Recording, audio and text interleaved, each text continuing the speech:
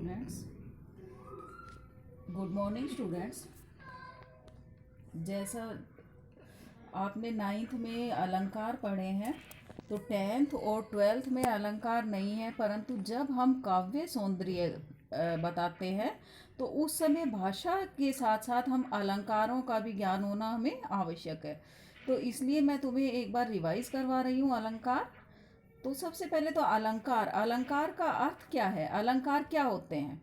अलंकार का अर्थ है आभूषण या गहना। जिस प्रकार एक स्त्री के सौंदर्य वर्धन के लिए आभूषण या गहनों की आवश्यकता होती है, उसी प्रकार भाषा में काव्य सौंदर्य के वर्धन के लिए अलंकार की आवश्यकता होती है। तो अलंकार के मुख्य रूप से तो दो भेद हैं, शब्दालंकार और अर्थालंकार। तो शब्दालंकार जहाँ काव्य में शब्दों के कारण चमत्कार उत्पन्न होता है वो शब्दालंकार होते हैं, और जहाँ काव्य में अर्थ के कारण चमत्कार उत्पन्न होता है वो अर्थालंकार होते हैं। तो मैं पहले तुम्हें करवा रही हूँ शब्दालंकार। शब्दालंकार के यहाँ मुख्य रूप से तीन ही भेद आ रहे हैं, अनुप्रास, यमक और श्लेष। पहले मैं तुम्हें जो नाइन्थ में तुमने किया है उसी को रिवाइज करा रही हूँ। इसके अलावा जो अलंकार है वो तुम्हें मैं लास्ट में करवाऊंगी। तो ये पार्ट फर्स्ट करवा रही हूँ, इसके बाद एक बार पार्ट सेकंड करवाऊंगी, तो उसमें और जो अलंकार रह गए वो सभी लेंगे। तो अब देखो, सबसे पहले अनुप्रास अलंकार। तो अनुप्रास अलंकार कौन सा अलंकार है? जहाँ वर्णों की आवर्ती के कारण काव्य में चमत्कार उत्पन्न होता है, वहाँ अनुप्रास अलंकार होता है। वर्णों की आवर्ती के कारण, तो वर्ण आगे भी हो सकते हैं, पीछे भी हो सकते हैं। ऐसा नहीं है कि अगर आगे के, अब जैसे हमने उदाहरण लिया या तरनी, तनुजा, तट, तमाल, तरुवर, बहुछाए, तो यहाँ तय वर्ण की बार बार आवर्ती हो रही है, तरनी, तनुजा, तट, तमाल, तरुवर। तो इसमें तय वर्ण की बार बार आवर्ती हो रही है। तो इसी तरह से हम और भी इसके उदाहरण ले सकते हैं, जैसे विमल वाणी ने वीणा ली। तो अब विमल वाणी ने वीणा ली, इसमें वे की आवर्ती हो रही है। इसी प्रकार से हम ले सकते हैं, चारु चंद्र की चंचल किरणें खेल रही थी जलथल में। तो यहाँ च की बार बार आवर्ती हो रही है। तो सबसे आसान है ये अनुप्रास अलंकार, तो ये तो सभी कर लेंगे। इसके बाद है यमक अलंकार।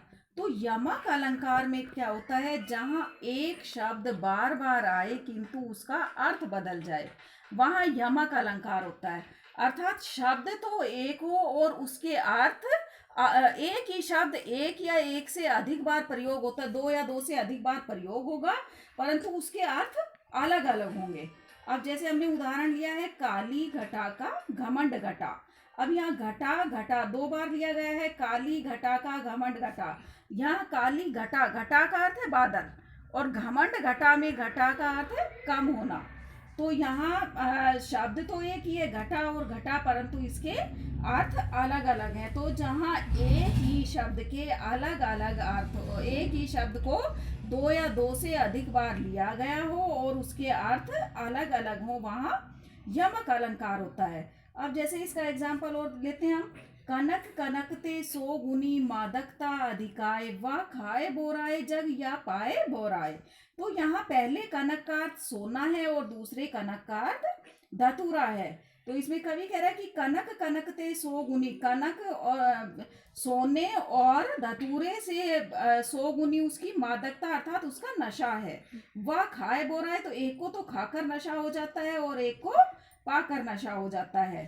तो इस तरह से जहाँ भी शब्द एक ही दो बार प्रयोग किया गया हो और उसके अर्थ अलग अलग हो, जैसे कहे कवि बेनी बेनी बयाल की चुराए लेनी। तो यहाँ बेनी एक तो कवि का नाम है, दूसरा बेनी चोटी को कहा गया है, तो इसलिए यहाँ अलग अलग अर्थ है, तो वो हो गया यमक अलंकार। अब देखो श्लेष अलंकार। अब श्लेष में भी ये, श्लेष में क्या है? श्लेष में शब्द तो एक होगा पर उसके अर्थ अनेक होंगे। श्लेष अलंकार, श्लेष का अर्थ है चिपकना। श्लेष का अर्थ क्या है? चिपकना। तो जहाँ एक शब्द के एक से अधिक अर्थ निकले, वहाँ श्लेष अलंकार होता है। जहाँ एक शब्द है और उसके अर्थ एक से अधिक हैं। तो अब इसमें देखो, सुबरन को ढूंढत फिरत कवि व्यभिचारी चोर। अब सुबरन, सुबरन वैसे तो सुवर्ण से लिया गया है, अभी कह रहे सुबरन को ढूंढत फिरत कवि व्यभिचारी चोर।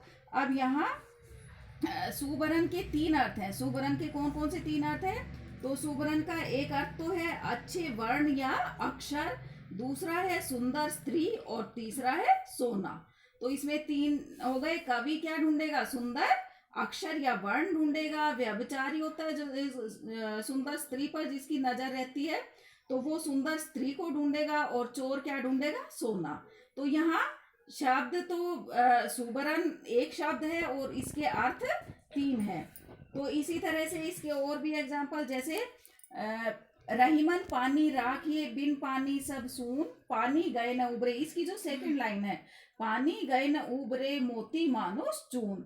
तो इसमें जो पानी है, इस पानी के तीन अर्थ हैं। पानी गए न उबरे मोती, मोती अगर मोती की चमक चली गई तो वो बेकार है। अगर मनुष्य की इज्जत नहीं है तो मनुष्य का पृथ्वी पर आना बेकार है।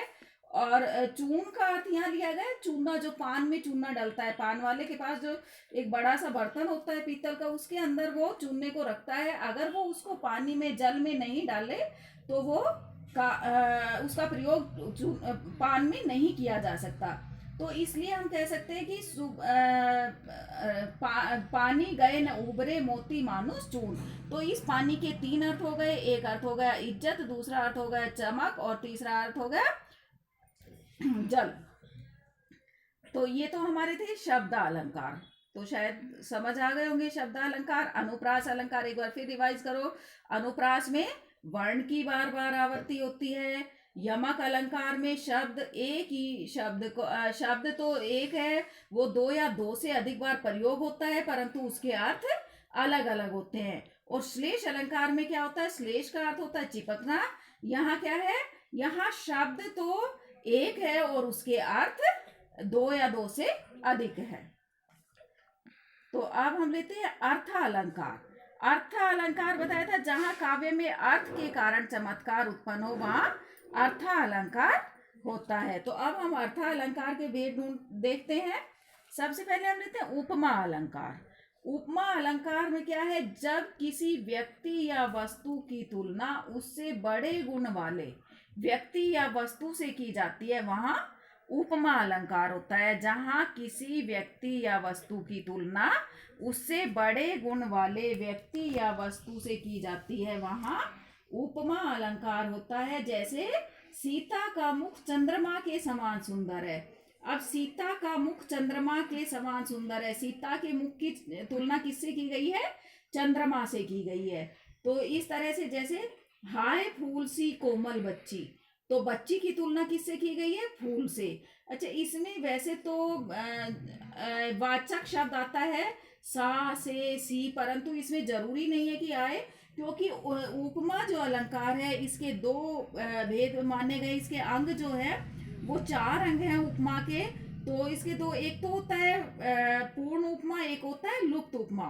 तो देखो इसके उपमा के अंग कौन कौन से हैं? चार। एक है उपमेय, ये तुम्हारे इसमें आएगा नहीं, मैं केवल तुम्हें थोड़ा सा नॉलेज के लिए बता रही हूँ। तो उपमेय जिस व्यक्ति या वस्तु की समानता की जाती है उसे उपमेय कहते हैं। जैसे सीता का मुख चंद्रमा के समान सुंदर है, तो यहाँ सीता उपमेय है। उपमेय कौन सा? जिसकी तुलना की जाती है। उपमान जिस प्रसिद्ध वस्तु या व्यक्ति से उसकी समानता की जाती है, तो यहाँ उपमान हो गया चंद्रमा। एक होता है समान धर्म।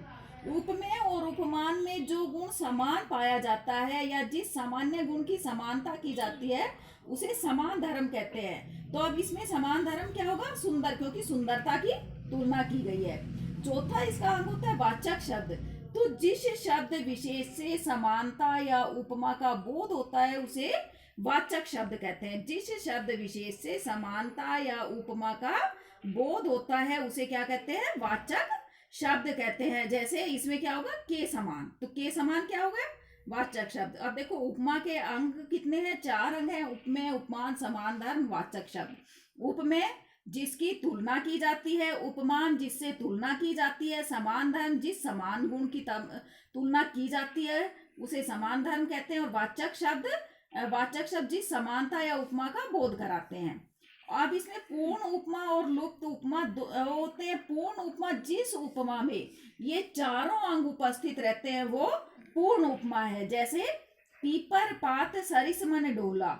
अब पीपर पात सरिस मन डोला, तो अब इसमें देखो सबसे पहले उपमेय, तो उपमेय क्या है, इसमें मन हो गया, उपमान पीपल हो गया, और सरिस क्या हो गया, इसमें वाचक शब्द हो गया, और समान धर्म क्या हो गया, मन डोलना।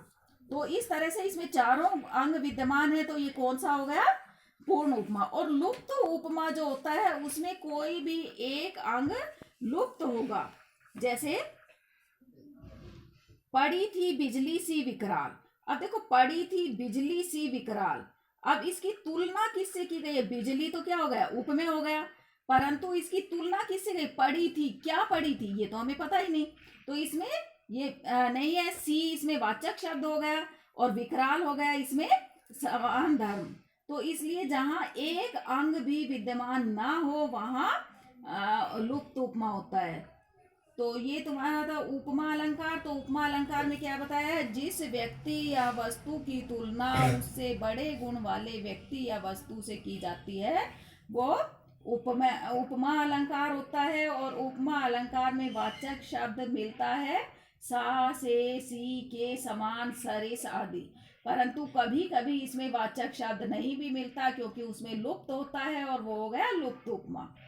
ठीक है, तो इसके बाद होता है रूपक अलंकार आता है इसके बाद। तो रूपक इसमें भाई अतिशोक्ति दिया है पहले, तो अतिशोक्ति अलंकार, अतिशोक्ति अलंकार में क्या होगा, अतिशोक्ति अलंकार में जहां किसी गुण या स्थिति को बढ़ा चढ़ाकर वर्णन किया जाए वहां अतिशोक्ति अलंकार होता है। जहां किसी में इतना बढ़ा चढ़ा जो लोक लाज से बढ़ चढ़कर जहां वर्णन किया जाता है वो हो गया अतिशोक्ति। अर्थात जितना भी उसको एक तरह से इतना बढ़ा चढ़ाकर वर्णन करना जो पॉसिबल ही ना हो। तो अब जैसे उदाहरण है, देख लो साकेत नगरी है यही स्वर्ग से मिलने गगन में जा रही। अब देखो यहाँ साकेत नगरी में जो इमारत है उनका वर्णन किया गया है, तो कह रहे देख लो साकेत नगरी है यही स्वर्ग से मिलने गगन में जा रही।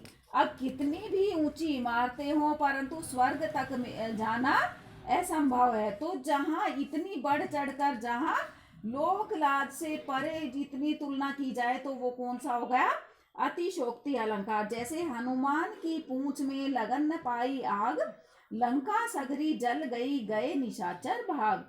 अब देखो हनुमान की पूंछ में लगन न पाई आग, अगर हनुमान की पूंछ में आग ही नहीं लगी तो लंका का जलना असंभव है। लंका तभी जलेगी जब उसकी पूंछ में आग लगेगी। तो इसलिए ये कौन सा अलंकार होगा, अतिशोक्ति।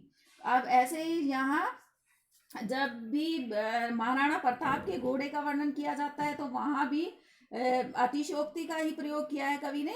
आगे नदियां पड़ी अपार घोड़ा कैसे उतरे पार, राणा ने सोचा इस पार तब तक चेतक था उस पार।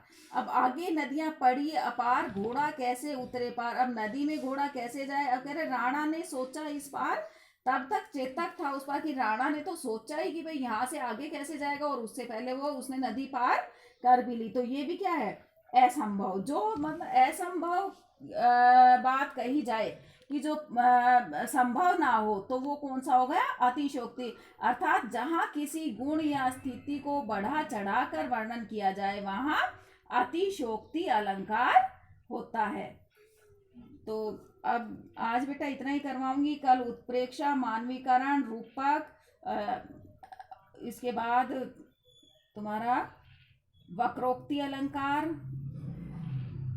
और जो एक दो और रह गए हैं वो सारे करवाऊंगी। तो सभी अलंकार कल दूसरे पार्ट में करवाऊंगी, और आज इन्हीं का रिवाइज करना, इनके एग्जाम्पल देखना, और जो भी तुम्हें कविताएं पढ़ाई है तुमने पढ़ी हैं उनमें उनमें से आप अलंकार छांट के देखना कि इसमें कौन सा अलंकार है, इसमें कौन सा अलंकार है। Thank you.